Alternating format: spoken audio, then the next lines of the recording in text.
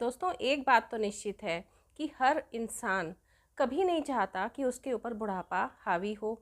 अब एज का जो नंबर है कि जैसे आप 40 प्लस हुए, 50 प्लस हुए, 60 प्लस हुए, कुछ भी, उसको तो हम नहीं रोक सकते। लेकिन हाँ, आप अपनी बढ़ती हुई उम्र के लक्षण ज़रूर रोक सकते हैं। इसमें सबसे इम्पॉर्टेंट तो बात ये होती है कि हर इंसान ये चाहता है, और मतलब यही सबसे बड़ी वो चीज़ है जो उसे बुढ़ापा आने से रोकती है, क्या कि हम अपने सारे कार्य मरते दम तक खुद अपने हाथों से कर सकें।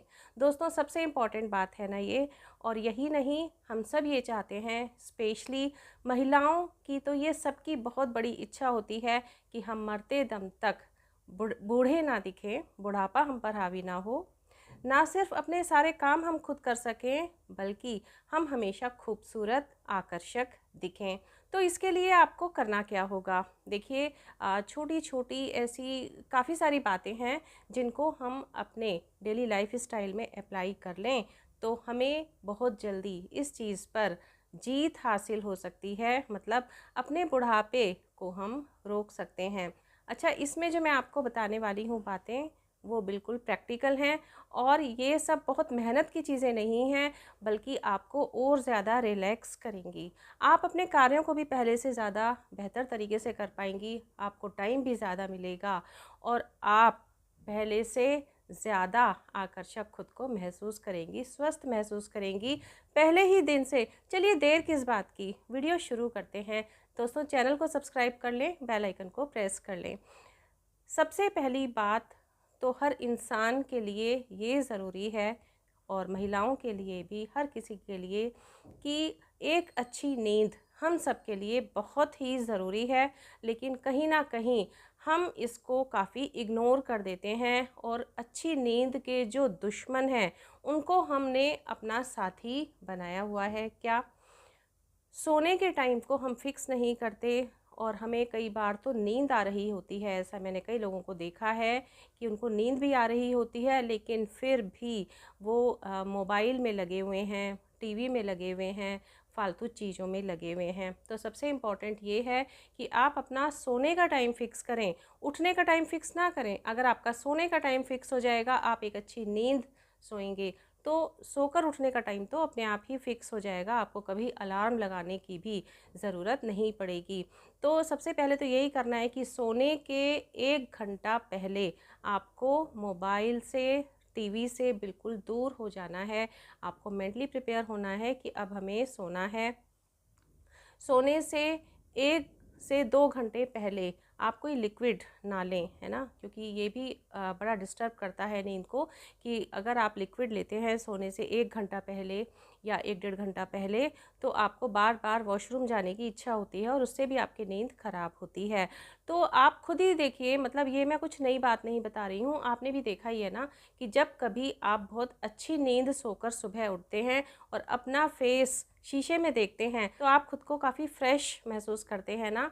और जब कभी आप रात को ठीक से सो नहीं पाते, तो किस तरह से आपकी आंखें सूजी हुई सी लगती हैं, स्किन बिल्कुल डल लगती है, और आप पूरे दिन बिल्कुल भी एक्टिव नहीं रह पाते हैं। तो सबसे इम्पॉर्टेंट तो यही है कि हमें अपनी रात की नींद को बहुत अच्छा करना है। और उसके लिए एक छोटा सा टिप है, मैं और बता रही हूँ कि सोने से पहले आप अपना फेस वॉश करें, ब्रश करें, पैरों को भी थोड़ा सा धो लें, बेड पर जाएं, थोड़ा सा अपने तलवों को, है ना, सिर्फ 1-1 मिनट अच्छे से मसाज कर लें। कोई ज़रूरी नहीं है कि आप ऑयल लगा के मसाज करें, सिर्फ ऐसे ही हथेलियों से भी रब करें, सिर्फ 1-1 मिनट। आप देखेंगे कि ये भी आपको अच्छी नींद लाने में बहुत सहायक होता है। और 1 मिनट का आप सिर्फ अनुलोम विलोम या भ्रामरी वाला प्राणायाम कर लें, तो ये भी आपके माइंड को बहुत रिलैक्स करता है, और आपको अच्छी नींद आने लगती है। जिनको नींद अच्छे से नहीं आती है, उनके लिए ये बहुत ही इम्पॉर्टेंट है। दोस्तों, अब दूसरा पॉइंट जो मैं बताने वाली हूँ वो क्या है? दोस्तों, हर किसी को, और स्पेशली महिलाओं के लिए मैं ज़्यादा कहना चाहूँगी कि अपनी खुशियों की चाबी आप अपने हाथ में रखें। अक्सर ये होता है कि हम औरों के द्वारा कुछ कही सुनी बातों से खुद को बहुत हर्ट करते हैं, और ये चीज़ें महिलाओं के जीवन में तो शायद ज़्यादा ही आती हैं, क्योंकि हम महिलाएं कहीं ना कहीं सेंसिटिव भी ज़्यादा होती हैं, और कहीं ना कहीं कुछ ऐसी परिस्थितियां भी हमारे साथ होती हैं समाज के द्वारा, परिवार के द्वारा, कि आप मतलब हर्ट ज़्यादा किए जाते हो, कुछ ना कुछ तो ऐसा है ही खैर। और उससे एक तो वो हमें हर्ट ज़्यादा करते हैं, दूसरा कि हम उसे अपने ऊपर लेते बहुत ज़्यादा हैं। मतलब किसी ने थोड़ा सा हमें दुख दिया, इतना सा दुख हमें दिया और हम उसे इतना बड़ा बना लेते हैं, है ना। तो कम से कम जो कोई आपको कुछ दुख दे रहा है, कुछ गलत कह रहा है, उसको या तो आप बिल्कुल इग्नोर कर दीजिए। और इग्नोर करने का मतलब ये है कि आप उस बात को दिल और दिमाग से पूरी तरह से आउट कर दीजिए। तो आप काफ़ी रिलैक्स महसूस करेंगे। और इसी को कहते हैं अपनी खुशियों की चाबी अपने हाथ में रखना। ये नहीं कि किसी ने दुख दिया, हम दुखी हो गए, और किसी ने कुछ अच्छा कह दिया हमसे, हमारी कुछ तारीफ़ कर दी, कुछ अच्छा कह दिया और हम खुश हो गए। तो इसको तो यही कहते हैं ना कि किसी और के हाथ में अपनी खुशियों की चाबी दे देना। तो ये बहुत इम्पॉर्टेंट है। जब आप इस चीज़ पर अपना कंट्रोल सीख जाएंगे तो आप खुश रहने लगेंगे। और खुशी से अच्छा तो कोई फेशियल होता ही नहीं ना। अच्छा, नेक्स्ट टिप जो मैं आपके साथ शेयर करने वाली हूँ वो बहुत इम्पॉर्टेंट है, सभी के लिए इम्पॉर्टेंट है, चाहे वो मेल हैं या फिर फीमेल। क्या कि हमें कुछ समय अपनी एक्सरसाइज, योगा, मेडिटेशन, जो भी आप पसंद करते हैं उसको देना बहुत ज़रूरी है, बहुत ज़रूरी है। कम से कम आधा घंटा, पौन घंटा आप रूटीन में निकालें। और जब आप इसकी इम्पोर्टेंस को समझ जाएंगे, इसके फ़ायदे देखेंगे, जो कि आपको पहले ही दिन से फ़ायदा ज़रूर महसूस होगा, है ना, तो आप अपने आप उसके लिए टाइम निकाल लेंगे। लेकिन एक शुरुआत तो कीजिए।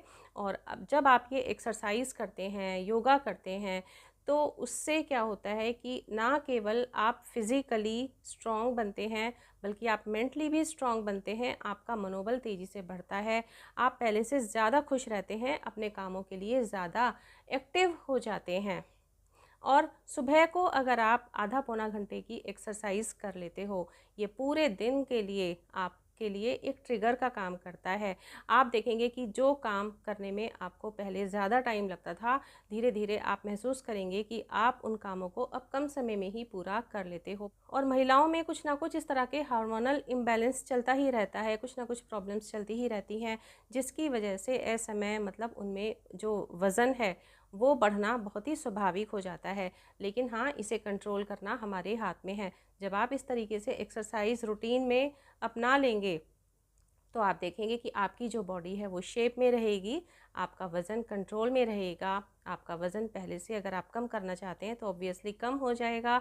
आप जिस तरह की ड्रेसेस पहनना चाहते हैं वो आपके ऊपर अच्छी लगेंगी। ऑब्वियसली आपका कॉन्फिडेंस लेवल तो इंक्रीज़ होगा ही, आप पहले से ज़्यादा खुश रहेंगे ही। जब इस तरह की चीज़ें हमारे अंदर क्रिएट होती हैं कि जैसा मैंने कहा, आप नींद अच्छी लेने लगे हो, आप पहले से ज़्यादा खुश हैं, आप पहले से ज़्यादा फिज़िकली एक्टिव हैं, अगर ऐसा होता है तो इस तरीके से हमारी बॉडी में इस तरह के इंटरनल रिएक्शंस होते हैं कि जो बुढ़ापा आने वाली जो चीज़ें होती हैं वो अपने आप ही कंट्रोल होने लगती हैं। अच्छा दोस्तों, आप चाहे कितने भी बिज़ी रहते हैं, अपने लिए कुछ समय ज़रूर निकालें, अपने स्किन केयर के लिए, अपने हेयर केयर के लिए, और एक्सरसाइज के लिए तो मैंने आपको कहा ही है अभी। तो स्किन केयर करना, हेयर केयर करना बहुत ज़रूरी है। अपने बालों को, अपनी स्किन को केमिकल्स से दूर रखें, और जो भी इस तरह के हेल्दी चीज़ें हैं जो आपको सूट करती हैं, है ना, तो उन चीज़ों को अप्लाई करें अपने स्किन को, अपने बालों को। एक्सपेरिमेंट की लैब मत बनाएं, क्योंकि किसी ने कुछ कहा और आपने रील्स में कहीं देखा और कुछ भी अप्लाई करने लगे, जबकि उन्होंने जो बताया था हो सकता है कि वो आपके बालों को या आपके स्किन के नेचर को सूट ना करे, है ना। तो इस तरीके से बार बार वो एक्सपेरिमेंट्स ना करें। जो चीज़ आपको सूट करती है तो वो चीज़ आप ज़रूर अप्लाई करें। और एक बहुत छोटा सा टिप है जो मैं हमेशा अप्लाई करती हूँ, मैंने उसका हमेशा फ़ायदा देखा है, कि अपने फेस को हमेशा सिर्फ एक आपके स्किन के सुटेबल जो भी फेस वॉश है उस फेस वॉश से धोएं, और उसके बाद एक मॉइस्चराइज़र ज़रूर लगा लें। और इतना भी आप करते हैं ना तो आपकी स्किन बहुत बेहतर रहती है। बालों की जहाँ तक बात है तो वीक में 2 बार आप अपने बालों को जो भी सुटेबल शैम्पू है उससे वॉश करें, और उससे 1 से 2 घंटा पहले जो भी ऑयल आपको सूट करता है उससे हल्की हल्की मालिश कर लें, ज़्यादा ज़ोर से नहीं। मतलब अपने बालों में ऑयल ज़रूर अप्लाई करें हेयर वॉश करने से पहले। अगर आप इतना भी करते हैं ना तो भी आप देखेंगे कि जो आपके बाल हैं, आपकी जो स्किन है वो पहले से बेहतर होंगे, उनमें चमक आएगी। अच्छा दोस्तों, एक और चीज़ है कि जो आपको आकर्षक बनाता है और आपको आपके दिमाग को शांति देता है, आपको मानसिक शांति देता है, वो क्या कि हम सबको अपना जो व्यवहार है औरों के साथ वो मधुर व्यवहार रखना चाहिए। और मैंने अक्सर देखा है कि कुछ लोग मतलब इतने ज़्यादा डोमिनेटिंग नेचर के होते हैं, इस तरह से किसी और के साथ बात करते हैं कि फिर कोई और उनके साथ कभी बात करना पसंद नहीं करता। और धीरे धीरे ये चीज़ जो है वो उनकी फेमस हो जाती है कि भाई ये बंदा तो बोलने में ऐसा है या ये बंदी बोलने में ऐसी है, लोग उनसे अपने आप ही डिस्ट्रैक्ट होने लगते हैं। तो इस तरीके से हमारा जो बोलचाल का तरीका है औरों के साथ वो ऐसा होना चाहिए कि औरों को खुशी महसूस हो और आप बाकी लोग आपके साथ मतलब जुड़ें, है ना, तो आपसे डिस्ट्रैक्ट ना हो। हाँ, एक चीज़ ज़रूर है कि अगर आपको ये महसूस होता है कि कोई बार बार आपकी डिसरिस्पेक्ट कर रहा है तो उसे आप एक हद तक तो इग्नोर करें और नहीं तो उसका फिर सॉल्यूशन ज़रूर निकालें। अच्छा दोस्तों, एक चीज़ और है ना कि कई बार ऐसा होता है क्योंकि हम लोग सोशल इवेंट्स में जाते रहते हैं, शादी पार्टीज़ हो गई, कोई भी इस तरह के इवेंट्स होते हैं, हम बहुत सारे लोगों से मिलते जुलते रहते हैं। और कई बार ऐसा देखा है ना कि पता नहीं क्या बात है कि कुछ लोगों में ऐसा गज़ब का आकर्षण होता है। और यहाँ पर एज मैटर नहीं करती, उनकी एज चाहे कितनी भी ज़्यादा हो और चाहे भले ही उनमें ऐसा कोई फैक्टर आपको नज़र ना आए, ऐसे जो कुछ फैक्टर्स ऐसे जो समाज के द्वारा निर्धारित हैं कि जो इंसान को खूबसूरत सिद्ध करते हैं, ऐसा कुछ होता है ना कि कोई कहता है कि बहुत गोरा कोई होता है तो वो सुंदर होता है, मतलब स्किन कलर हो गया, हाइट हो गई या ये सारी चीज़ें, ऐसा भी कोई उसमें चीज़ नज़र नहीं आती। उसके बावजूद भी वो इंसान, वो मेल या वो फीमेल हमें कहीं ना कहीं बहुत आकर्षित करता है। तो ऐसे क्या रीज़न्स होते हैं? सबसे पहले तो वही सारी बातें जो अब तक मैंने आपको बताई हैं कि वो फ़िज़िकली अपने आप को फ़िट रखता है, उसका बोलने चालने का तरीका औरों के साथ अलग ही होता है, उसकी चाल में एक सादगी भरा आकर्षण होता है। और कई बार कुछ ऐसे लोग होते हैं ना कि आप ये देखेंगे कि वो बहुत तड़क भड़क के साथ आपको मिलते हैं और फैशन के नाम पर, मतलब हम कहीं ना कहीं उन्हें फ़ैशन की दुकान भी कह सकते हैं, और मतलब बहुत अतरंगी टाइप के मेकअप और ज्वेलरी और ड्रेसेस, वैसे तो सबकी अपनी चॉइस है, लेकिन उसके बाद भी हमें उनमें अट्रैक्शन नहीं नज़र आता।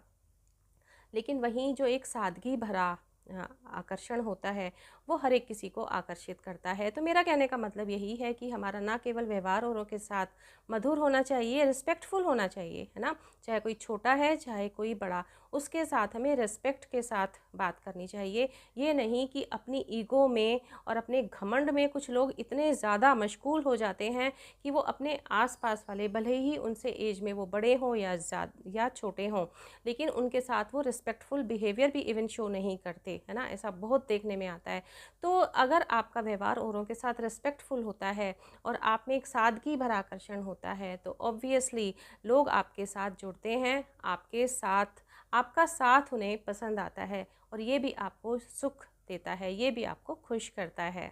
अच्छा दोस्तों, हम सबके साथ कुछ ना कुछ पास्ट की कुछ ऐसी चीज़ें जुड़ी हुई होती हैं जो हमें बहुत तकलीफ़ देती हैं, है ना, और बार बार हमें वो बातें याद आती हैं और उनसे हम हर्ट हो जाते हैं। किसी ने हमारे साथ कुछ पास्ट में बहुत बुरा किया था, या आपका जो प्रॉपर्टी थी, आपका जो पैसा था, तो जिस पर आपका हक था वो आपको नहीं मिला, या इसी तरह की बहुत सारी चीज़ें हो सकती हैं। उनका बिहेवियर इतना ख़राब था आपके साथ, आपने हर संभव प्रयास किया रिश्ते मेंटेन करने का, लेकिन उनके द्वारा इतना ख़राब बिहेवियर आपके साथ हुआ, और वो कितने भी करीबी हो सकते हैं आपके, कि आप बहुत हर्ट होते हो। कई बार आपको वो सारी चीज़ें बहुत ज़्यादा याद आती हैं, आपको बहुत ज़्यादा तकलीफ़ होती है। अब यहाँ पर देखो एक चीज़ है सोचने वाली, आपको किस तरीके से अब इस चीज़ को हैंडल करना है। जो वो पास्ट था वो गुज़र गया, और आप उन लोगों से जो आपके करीबी थे लेकिन आज आपके करीबी नहीं हैं, आपने तो अपना हर संभव प्रयास किया ना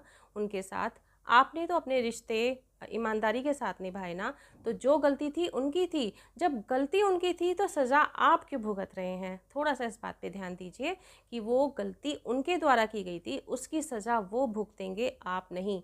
आपने अब तक जो सज़ा भुगती वो भी आपको नहीं भुगतनी थी, वो भी उनको ही भुगतनी थी।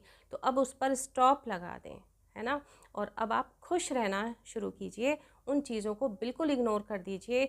और मेरा मतलब कहने का ये है कि जो दुख वाला पास्ट है उसको भुला दीजिए। उसको आप अपने पास्ट में जाकर मिटा कर नहीं आ सकते हो, लेकिन उन चीज़ों को याद कर कर के हम अपना प्रेजेंट ख़राब कर लेते हैं, जो हमारी एबिलिटीज़ होती हैं उनको कम कर लेते हैं। और ये जो प्रेजेंट है यही हमारे आने वाले कल का यानी हमारे फ्यूचर का पास्ट बन जाता है, और फिर ये हमको दुख देता है फ्यूचर में। तो ऐसे तो हम ज़िंदगी में कभी भी सुखी नहीं रह पाएंगे, ज़िंदगी में कभी भी राइज़ नहीं कर पाएंगे, प्रोग्रेस नहीं कर पाएंगे। और ना केवल हम बल्कि जो हमारे परिजन हैं, है ना, हमारे हस्बैंड या हमारी वाइफ या हमारे बच्चे, तो उनको भी इस चीज़ की तकलीफ़ उठानी पड़ेगी। तो देखा जाए तो जो पास्ट है, जो बुरा पास्ट है, उसको पूरी तरीके से भुला दीजिए। एक बार मेंटली प्रिपेयर होने की ज़रूरत है। पहले आप खुद को मेंटली प्रिपेयर कीजिए कि आपकी जो थी चीज़ें वो अब चली गई, है ना, पास्ट में था, आप उनको बिल्कुल भुला दीजिए। और थोड़े से प्रयास के बाद आपको हैबिट हो जाएगी और आप प्रेजेंट में रहने लगेंगे। बहुत इंपॉर्टेंट पॉइंट है ये। वैसे तो सभी के लिए इम्पॉर्टेंट है, लेकिन कहीं ना कहीं इस चीज़ की भी शिकार महिलाएं ही ज़्यादा होती हैं। तो इसलिए इन चीज़ों को भुलाना ही ज़रूरी है, भुलाना ही सल्यूशन है। अच्छा दोस्तों, एक और इम्पॉर्टेंट बात है कि हम सबका, चाहे कोई मेल है चाहे कोई फीमेल है, कोई स्टूडेंट है, कोई बच्चा है, या आप बड़े हैं आफ्टर मैरिज या बिफोर मैरिज, आप किसी भी एज में हैं, आप मेल हैं या फीमेल हैं, हर इंसान का एक स्पष्ट लक्ष्य ज़रूर होना चाहिए, एक एम लाइफ का ज़रूर होना चाहिए। अब यहाँ पर एक स्टूडेंट है तो वो तो एम अपना उसको तो समझ में आती है बात कि भाई हाँ ठीक है, हमें जीवन का लक्ष्य ये बनाना है कि हमें पढ़ लिख कर हमें ये जॉब अचीव करनी है या हमें इस प्रोफेशन में जाना है। उनका जो मेन एम होता है वो ये होता है। और लेकिन यहाँ जो बुज़ुर्ग हैं, जो 50+ या 60+ हैं, वो ये कहेंगे भाई हम अपने जीवन का लक्ष्य क्या बनाएं। तो बहुत इम्पॉर्टेंट है, अभी तक आपने औरों के लिए अपनी ज़िंदगी को जिया है, अब आपका लक्ष्य होना चाहिए खुद के लिए जीना। और जब हम बात करते हैं ना कि खुद के लिए जीना, तो अधिकतर लोगों के दिमाग में क्वेश्चन आता है कि भाई ये तो स्वार्थ की श्रेणी में आता है। नहीं, ऐसा बिल्कुल भी नहीं है। और ये अगर स्वार्थ है तो ये एक अच्छा स्वार्थ है, क्योंकि अगर आप खुद के लिए जीना शुरू कर देते हैं तो इसका मतलब ये बिल्कुल भी नहीं होता कि आप औरों के प्रति अपने कर्तव्य भूल जाएंगे। तो मेरा कहने का मतलब ये है कि आप मेल हैं या फीमेल हैं, 50+ हैं, 60+ हैं, जिस भी एज में हैं, आप एक अपना लक्ष्य बना लीजिए। और जब हम बात करते हैं 50+ या 60+ की एज की, तो वहाँ पर सबसे इम्पोर्टेंट लक्ष्य जो आपका है वो तो यही होता है कि खुद को स्वस्थ रखना, अच्छा खान पान रखना, और अपना जो आपका जो डाइट है ना, उसको अच्छा और हेल्दी रखना, फिज़िकली एक्टिव रहना, एक्सरसाइज, योगा, मेडिटेशन, सबको अपनी रूटीन में शामिल करना, और खुश रहना, है ना। सबसे इम्पोर्टेंट यहाँ पर खुश रहना है, देखो। और जहाँ तक ये बातें औरों के प्रति अपने कर्तव्य की, तो जो 50+ 60+ की एज में है, अगर वो खुद को खुश रखते हैं, खुद को स्वस्थ रखते हैं, तो उससे क्या होगा कि इवन जो आपके बच्चे, है ना, ये उनके लिए कुछ अच्छा ही है, उनके लिए भी अच्छा है। क्योंकि जब आप बीमार होते हो तो आपके बच्चे दुखी होते हैं, है ना, वो अपना काम छोड़कर आपकी सेवा में लग जाते हैं, उनको लगना पड़ता है। और जब आप स्वस्थ रहते हो, खुश रहते हो, तो फिर क्या होता है, आप उल्टा उनकी उनकी गृहस्थी में मदद भी कर सकते हो, है ना। तो कितना ज़रूरी है एक जीवन का एम होना, और अपने जीवन का एक एम जो है उसे पूरा करने के लिए आपको तत्परता से लग जाना चाहिए। वो एम आपका कुछ भी हो सकता है। कई बार ऐसी कंडीशंस आती हैं कि जो महिलाएं हैं वो अगर 20+, 30+ या किसी भी एज में हैं, वो जब अपने जीवन के लक्ष्य की तरफ बढ़ना चाहती हैं, उसके लिए कुछ एफ़र्ट्स करती हैं, तो जो समाज है, जो उनके रिश्तेदार हैं, जो उनके इन लॉज़ हैं, उनके जो परिजन हैं, कई बार उनको बड़ी तकलीफ़ होती है और वो उनकी राह में रोड़े अटकाने का प्रयास करते हैं। तो ये तो सबको पता ही है, सर्वविदित है। तो ऐसे में आपको खुद को मजबूती से आगे बढ़ाना है, आपको अपने कदम पीछे नहीं करने। आप मजबूती से अपने लक्ष्य की तरफ बढ़ते चली जाइए। दुनिया क्या कह रही है, क्या नहीं कह रही है, उसमें मत उलझिए, है ना। और आपको अपना लक्ष्य पाना ही है। जिस दिन आप सफलता की सीढ़ी चढ़ जाएंगे ना, उस दिन उन सब के मुंह बंद हो जाएंगे और आपको अपने जीवन में एक अलग ही खुशी महसूस होगी। अच्छा, आज का जैसे कि हमारा टॉपिक है कि बुढ़ापा हमारे पर हावी ना हो, हम हमेशा जवान रहें, स्वस्थ रहें। तो उसी के संदर्भ में मैं ये सारी बातें आपसे कह रही हूँ। तो यहीं पर एक इम्पॉर्टेंट बात ये भी है कि हमें किसी और से उम्मीद नहीं रखनी चाहिए।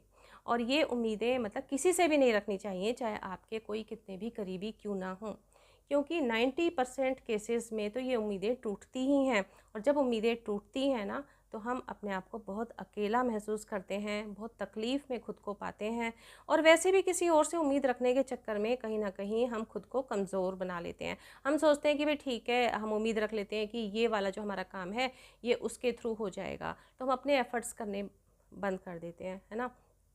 जब आपको पता होता है कि हम अकेले ही हैं, है ना, हमें ये अपने काम खुद ही करने हैं, हमें खुद ही सशक्त बनना है, तो आपको रास्ते मिल जाते हैं खुद को सशक्त बनाने के। आप फोकस्ड हो जाते हो खुद को सशक्त बनाने के लिए, और आप औरों से उम्मीद फिर नहीं रखते हो। तो ये भी एक आपके जीवन का बहुत इम्पॉर्टेंट, एक कहना चाहिए चाबी है, आपकी खुशियों की चाबी है, आपको जवान रखने में चाबी का काम करती है कि आप औरों से उम्मीद ना रखें, बल्कि खुद से उम्मीद रखें। अच्छा, हम सबको हमेशा खुद को अपडेट करते रहना चाहिए। अपडेट करने का मतलब ये है कि ठीक है कि आप अगर 50 प्लस 60 प्लस की एज में हैं, तो आपके जब आप यंग थे उस ना internet, computer, laptop, smart mobile, ये सारी चीज़ें आपके पास नहीं थी। आपको वो चीज़ें करने में इस समय थोड़ी असुविधा हो सकती है, लेकिन आप खुद को अपडेट करें, है ना, और सीखें, अपने बच्चों से सीखें।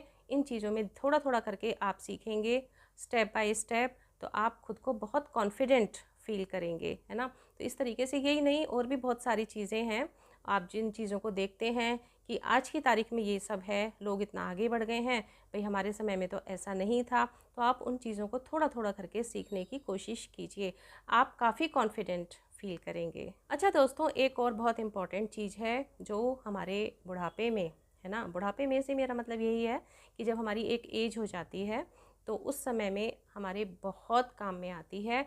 जो आप फिज़िकली फ़िट हैं, आप मेंटली फ़िट हैं, ये तो बहुत इम्पॉर्टेंट है ही, है ना। इसके अलावा आपके पास अपना एक पैसा ज़रूर होना चाहिए, और बिल्कुल सबको पता है ये बात आजकल। तो आप अभी से अपने पैसे की कद्र करना शुरू कर दीजिए। कहते हैं ना, बहुत सारे लोग, बचपन से पता नहीं क्यों ऐसा सिखाया जाता है, और हम लोग कहीं ना कहीं सीखते आए हैं कि नहीं, पैसे के पीछे मत भागो, पैसा क्या अपने साथ लेकर के जाओगे। भाई, अपने साथ लेकर जाना पैसा, वो तो बहुत आखिर की बात है ना, बिल्कुल आखिर की बात है, वो तो जीवन के अंतिम चरण की बात है। फिलहाल तो ये है कि जब आप इस दुनिया में हो, तो आपको हर स्थिति में पैसे की रिक्वायरमेंट होती है। जो आपकी बेसिक नीड्स हैं, कौन सी ऐसी नीड है जो पैसे के बिना पूरी हो जाएगी, कौन सा ऐसा आपका कर्तव्य है अपने बच्चों के प्रति, अपने परिजनों के प्रति, जो पैसे के बिना पूरा हो जाएगा। तो मेरा मतलब कहने का यही है कि हमें अपने पैसे की भी बहुत कद्र करनी चाहिए। समय समय पर पैसे को सही तरीके से कमाना हमें आना चाहिए, पैसे को सही जगह इन्वेस्ट करना हमें आना चाहिए, सही जगह खर्च करना भी हमें आना चाहिए। तो अपनी जो आपका जो पैसा है उसकी आप कद्र करें, मतलब खुद की भी कद्र कीजिए और अपने पैसे की भी कद्र कीजिए। अच्छा दोस्तों, लास्ट में मैं कुछ ऐसे फटाफट छोटे छोटे टिप्स आपको बताना चाहूँगी जो आपके लिए बहुत हेल्पफुल हैं, और कहीं ना कहीं मैंने भी इन चीज़ों को पहले कभी इग्नोर किया है अज्ञानतावश, और जब से मैंने इन चीज़ों को अपनी लाइफ में अप्लाई किया, मैं अपने आप को काफ़ी बेहतर महसूस करती हूँ। क्या, सबसे पहले तो पूरे दिन में कम से कम 2.5 से 3 लीटर पानी पीना सबके लिए ज़रूरी है। और आप देखते हो ना कि किसी रील में तो आता है कि भाई पानी ज़्यादा से ज़्यादा पिएं, और किसी रील में आता है कि नहीं, ज़्यादा पानी पीना उल्टा नुकसानदेह है। तो कम ज़्यादा के चक्कर में ना पड़ें, लेकिन एक नॉर्मल इंसान के लिए मैं ये नहीं कहूँगी कि आप 15-16 ग्लास पानी पिएं, या आप दिन में सिर्फ 1-2 ग्लास पानी पिएं। लेकिन एक चीज़ है जो साइंटिफिक है कि हर इंसान को 2.5 से 3 लीटर पानी, 7 से 8 ग्लास पानी पूरे दिन में ज़रूर पीना चाहिए, सही वक्त पर ज़रूर पीना चाहिए। आपकी इंटरनल जो सफाई है उसके लिए भी ज़रूरी है, और आपकी बॉडी को हाइड्रेशन की बहुत ज़्यादा ज़रूरत होती है। ऐसी बहुत सारी बीमारियां हैं, बहुत सारी, सिर दर्द होना बार बार, माइग्रेन होना, और डाइजेशन से रिलेटेड प्रॉब्लम्स, और भी ना जाने कितनी सारी प्रॉब्लम्स हैं जो पानी की कमी के कारण मतलब क्रिएट होती हैं हमारी बॉडी में। दूसरा कि मैदा, रिफाइंड ऑयल, और चीनी, शुगर, और शुगर ही नहीं, जो बाकी मीठा है जैसे गुड़ वगैरह, वो भी अमृत नहीं होते, वो भी बहुत थोड़ी मात्रा में ही, है ना। तो आपको इन सब चीज़ों को बिल्कुल अवॉइड करना है। मतलब मेरा कहने का ये है, आपको मीठा लेना है, बहुत थोड़ा सा गुड़ लें, गुड़ भी ऐसा नहीं कि बहुत ज़्यादा, और चीनी, मैदा, रिफाइंड से तो बिल्कुल दूरी बना लें। अपने किचन से प्लास्टिक, एल्यूमिनियम ऐसी चीज़ों को मतलब बिल्कुल दूर हटा दें। नॉन स्टिक जो तवे होते हैं, फ्राइंग पैन होता है, उनका यूज़ ना के बराबर करें। और उसकी लेयर अगर कहीं से थोड़ी सी भी ख़राब हो गई है, उसको तुरंत अपनी किचन से निकाल के बाहर फेंक दें, उसका यूज़ बिल्कुल भी ना करें। उसमें जो टेफ्लॉन की कोटिंग होती है वो धीरे धीरे आपके पेट में जाती है और बहुत बड़ी बड़ी बीमारियों को इनवाइट करती है। तो यही नहीं, अपनी जो आपकी डाइट है, आपका ब्रेकफास्ट हो गया, लंच हो गया, डिनर हो गया, अपनी हर डाइट में आप प्रोटीन की मात्रा को भी ज़रूर इन्वॉल्व करें। जो प्योर वेजिटेरियन लोग होते हैं उनके लिए बहुत इम्पॉर्टेंट है कि उनकी जो डाइट है उनमें प्रोटीन, जैसे दाल, राजमा, छोले, पनीर और ऐसी मतलब भुने चने आप रख सकते हो दिन में, मूंगफली हो गई, ऐसी बहुत सारी चीज़ें हैं कि उनको मतलब हर डाइट में शामिल ज़रूर करें। तो ये बाद में मैंने आपको छोटे छोटे टिप्स बता दिए जो आपकी हेल्थ को अच्छा रखने में बहुत फ़ायदेमंद साबित होते हैं। तो दोस्तों, कैसा लगा आपको आज का वीडियो? उम्मीद करती हूँ कि ज़रूर कहीं कुछ तो अच्छा लगा होगा। कुछ भी अच्छा लगा हो तो प्लीज़ एक लाइक ज़रूर करें। फ्रेंड्स और रिलेटिव्स के साथ वीडियो को शेयर कर दीजिए ज़्यादा से ज़्यादा। अगर चैनल को अभी तक सब्सक्राइब नहीं किया है तो प्लीज़ चैनल को सब्सक्राइब कर दीजिए, बेल आइकन को ज़रूर प्रेस कर दीजिए, क्योंकि उसी से कमिंग वीडियोज़ के नोटिफिकेशंस आप तक सबसे पहले पहुँचते हैं। कमेंट बॉक्स में अपना एक कमेंट ज़रूर लिखें कि आज का वीडियो आपको कैसा लगा। मैं आपके कमेंट्स का बेसब्री से इंतज़ार किया करती हूँ। मिलते हैं दोस्तों नेक्स्ट वीडियो में। Till then bye bye. अपना ध्यान रखें, अपने अपनों का ध्यान रखें।